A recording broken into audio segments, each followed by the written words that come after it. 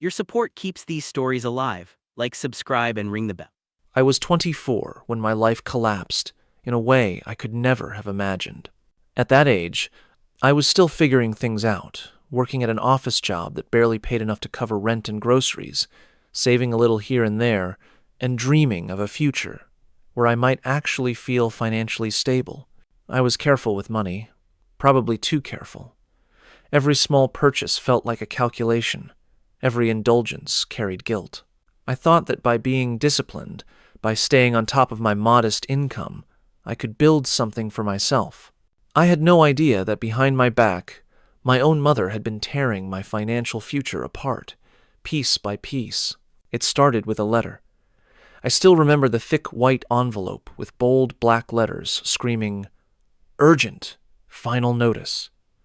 I thought it was junk mail, maybe some scam. I tossed it aside. But something about the weight of it, the official-looking seal, nagged at me. Later that evening, I sat on my couch, tore it open, and read words that made no sense. "Your account is past due. Balance owed. $60,312. My stomach dropped. I stared at the page, confused. I didn't even have a credit card with that bank. I'd been so careful to avoid them after hearing horror stories of debt traps. And here I was, holding proof that I apparently owed more than I'd ever even earned in my life. At first, I thought it was identity theft, some stranger out there using my name. The panic that surged through me was like ice water in my veins. I grabbed my laptop, logged into my free credit report, and within minutes, my entire world unraveled. There it was in black and white. Not one, not two, but 7 credit cards opened under my name, each maxed out, some with balances in the tens of thousands, others with crushing interest charges stacked, month after month. The total was obscene. I felt like the floor beneath me was crumbling. How could this have happened? My social security number was on everything. My birth date, my address. Whoever did this wasn't just some faceless scammer. It was someone who knew me. I spent that night in a haze, pacing the tiny living room of my one-bedroom apartment, my mind racing. I barely slept. The next morning, I called the fraud department of the first bank listed. I expected sympathy. Instead, I got cold efficiency. The woman on the line asked for verification, rattled off charges that seemed insane: jewelry stores, electronics, high-end department stores. My heart pounded as I denied each one. She told me an investigation would be opened. But then she asked a question that froze me. Did anyone in your household have access to your social security card or personal information? And just like that, a memory punched me in the gut. My mom. She was the one who helped me apply for my first job. She had asked for my documents a few years ago. Birth certificate, social security card, driver's license, so she could keep them safe. I never questioned it. She was my mom. She was supposed to protect me. The idea that she could be behind this was so unbearable that my mind immediately rejected it. No, not her. Anyone but her. But as the days passed, as I called more banks and heard the same story again and again, credit cards opened in my name, with my mother's phone number listed as the secondary contact, the truth became impossible to deny. My own mom had done this to me. She had stolen my identity, drained my future, and left me to choke on the ashes. I remember confronting her. I drove to her house, my hands shaking on the steering wheel the entire way.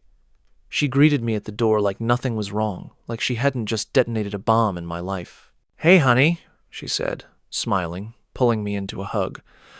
My body went stiff. I pulled back and held up the stack of letters I had gathered over the past week, each one thicker and uglier than the last. "What the hell is this?" My voice cracked. Her smile faltered. Her eyes flickered to the papers. And in that instant, I saw it, the guilt, the recognition. She knew exactly what I was holding. She didn't even try to act surprised. She sighed, looked down, and muttered something that made my blood boil. "I was going to tell you eventually." Tell me? Eventually? Like it was a casual secret she could drop over coffee. My pulse pounded in my ears. I demanded answers, my voice rising with every word, my chest tightening like I couldn't breathe. Finally, she broke down and admitted it. She had been opening credit cards in my name for years, since I was barely 18. It started small, she said.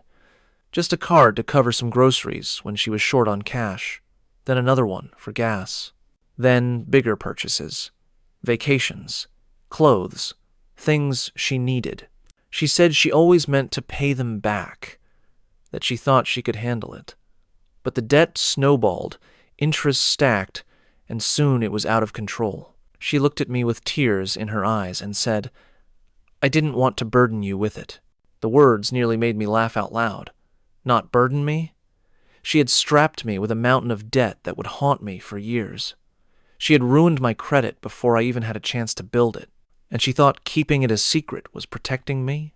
I left her house that day in a rage so blinding I don't even remember the drive home. My chest hurt, my hands ached from gripping the steering wheel, and tears blurred my vision. Betrayal isn't a strong enough word for what I felt. This wasn't just about money. This was about trust, about the foundation of everything I believed family was supposed to mean. And in one cruel twist, my own mother had destroyed it. That night, as I sat in the dark of my apartment, surrounded by letters demanding money I didn't have, I realized something terrifying. This wasn't just a mistake. This was my life now. Unless I found a way to fight back, I was going to drown in a sea of debt I never asked for. And the fight was only beginning. The days after confronting my mom felt like walking through a nightmare I couldn't wake up from. Every morning, new letters slid through my mailbox, each one a fresh dagger in my chest. Collection agencies, overdue notices, warnings of legal action, each envelope seemed heavier than the last.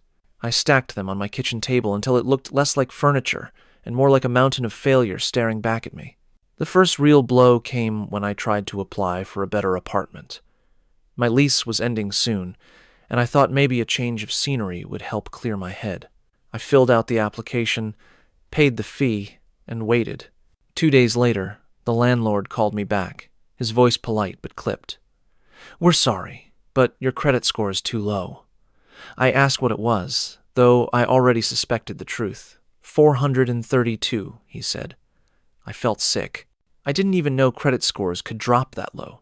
It hit me then I wasn't just dealing with some abstract number on paper. My entire life was now shackled to my mom's recklessness. I couldn't rent where I wanted. I couldn't qualify for a loan. Even opening a simple credit line for a new phone felt like scaling a mountain barefoot. My name, once just a label on a driver's license, had become radioactive. I tried to fight back. I called every bank, every creditor, every agency. I explained the situation again and again, my voice hoarse from hours on hold. This wasn't me. I never opened these accounts. My mother committed fraud. Some representatives were sympathetic, others were cold, but they all said the same thing. You'll need proof. Proof. How was I supposed to prove that I hadn't been the one buying diamond bracelets or booking vacations in Miami when the bills were in my name? One woman from a collection agency even had the nerve to say, "Maybe you should just take responsibility. After all, it's your debt." I nearly screamed. It wasn't my debt. It wasn't my choice. But try telling that to a system that only sees numbers and names, not betrayal and broken trust. The worst part was that my mom didn't seem to grasp the gravity of what she had done. I called her, desperate, begging her to step up and admit what she had done to the banks. She'd sigh, her voice trembling like she was the victim. "Honey, I never meant for it to get this far. I thought I'd pay it off before you ever found out. Can't you just help me? Just for a while?" Help her. The audacity of it made me want to smash my phone against the wall. She had stolen over $60,000 in my name, destroyed my credit, and now she wanted me to help her? I told her she needed to take responsibility, to call the banks herself, to confess. She promised she would, but days passed, then weeks, and nothing changed. Every time I asked, she had an excuse. "I'm scared. I don't know what to say. I'll do it tomorrow." Meanwhile, I was drowning. I remember one particular night vividly. I had worked a double shift, my head pounding from staring at spreadsheets all day. I came home, heated up a can of soup, and sat down at my kitchen table, only to find yet another letter waiting for me. This one was different. It was stamped "Notice of Pending Legal Action." My hands trembled as I opened it. The words blurred through my tears, but the message was clear. If payment wasn't made soon, I could be sued. That was my breaking point. I slammed the letter down, grabbed my jacket, and drove straight to my mom's house. I didn't knock. I stormed inside, my heart racing, and found her sitting on the couch watching television like nothing in the world was wrong. I lost it. I shouted until my throat burned, my words spilling out like venom. I told her she had ruined my life, that I could be sued, that I couldn't even rent a decent apartment because of her. And do you know what she said? She started crying, loud, dramatic sobs, and accused me of being cruel. "I'm your mother," she wailed, "and you're treating me like a criminal." Those words cut deep, not because they were true, but because they revealed just how twisted this had become. She was the criminal. She was the one who had stolen from me, lied to me, and left me to rot in the mess she created. But somehow she still saw herself as the victim. I walked out that night, slamming the door so hard the frame shook. In the car, I sat with my head pressed against the steering wheel, my chest heaving. For the first time, I realized I couldn't rely on her to fix this. She wasn't going to confess. She wasn't going to take responsibility. If I wanted my life back, I'd have to fight alone. So I started gathering every document I could find. Bank statements, credit reports, letters. I made copies, highlighted dates, circled phone numbers. I built a binder thicker than a textbook, determined to present my case to whoever would listen. If I had to drag my own mother through the mud to clear my name, then so be it. But what I didn't know then was that the battle ahead wouldn't just be against the banks and the debt collectors. It would be against my own family, people I thought would support me, who instead turned their backs the moment I dared to call out the woman who had given birth to me. And that betrayal cut deeper than any dollar amount ever could. When I finally told the rest of my family what my mom had done, I expected anger at her. I thought maybe they'd rally around me, help me fight this nightmare, remind her of the lines she had crossed.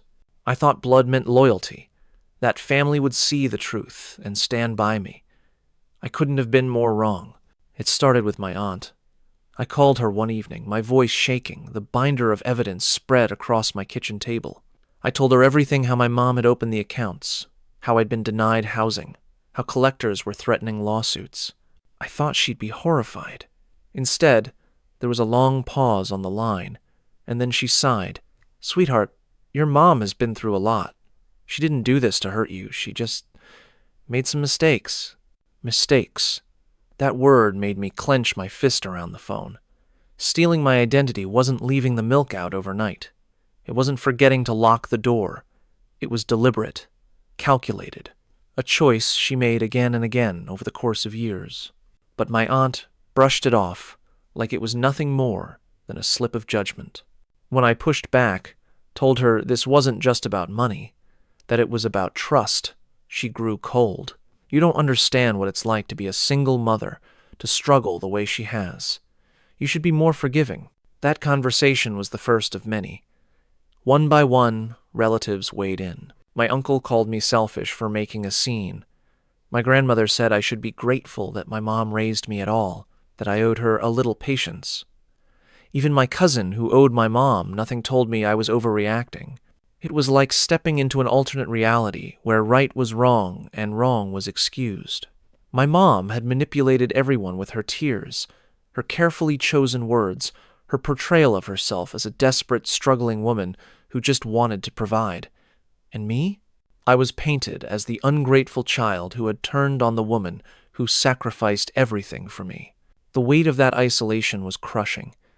I remember sitting at a family dinner not long after, the air so thick with tension I could hardly swallow my food. My mom sat across from me, her eyes red but dry, playing the victim perfectly. My aunt patted her hand and whispered, "Don't worry, we'll get through this." No one looked at me. No one asked how I was managing the endless phone calls from collectors, the sleepless nights, the constant dread. It was like I was invisible, or worse, like I was the villain. The breaking point came when my grandmother pulled me aside after that dinner. She looked at me with the sternness of someone who had lived through decades of hardship and disappointment. "Family is everything," she said. "You don't turn your back on your mother. She made mistakes, yes, but she's still your mother. You need to let this go. Let it go." The phrase echoed in my mind like a cruel joke. How was I supposed to let go of $60,000 in debt, of a credit score destroyed before I had even built a life, of betrayal so deep it made me question every memory I had of my childhood? I wanted to scream at her, to tell her that family isn't a free pass to destroy someone's life without consequence. But instead, I just nodded and walked away because I knew words wouldn't change anything. They had already chosen their side. From that moment on, I stopped looking at my family the same way. The holidays, the birthdays, the gatherings, they all felt poisoned. I went because I felt obligated. But I sat in silence, my resentment burning hotter with every fake smile and every whispered comment about how I was being difficult. I realized that I was alone in this. My family wasn't going to save me. My mom wasn't going to confess. If I wanted to survive, I had to fight not just the system, but the loneliness that came with standing against everyone I had once trusted. And deep down, a darker thought began to creep in. If the people closest to me could betray me this easily, what did family even mean anymore? By the time the new year rolled in, I had stopped hoping my mom would take responsibility. The empty promises, the tears, the guilt trips, it was all just smoke. She wasn't going to confess. She wasn't going to call the banks. She wasn't going to fix anything. If anything, she had dug in deeper, hiding behind family sympathy like it was a shield. So I made a decision that broke me in ways I didn't think possible. I filed a police report against my own mother. It took me weeks to gather the courage. I rehearsed the words in my head over and over, but every time I thought about actually walking into that station, I froze. What kind of person reports their mom to the police? The thought made me sick. But then I'd open my mailbox, see another collection letter, and remember, she had already chosen to do this to me. I was just trying to survive. I'll never forget the look on the officer's face when I explained. He raised his eyebrows slightly, as if to say he'd heard this story before but still found it hard to process. "You're saying your mother opened these accounts in your name?" I nodded, sliding the binder across the desk, my hands shaking.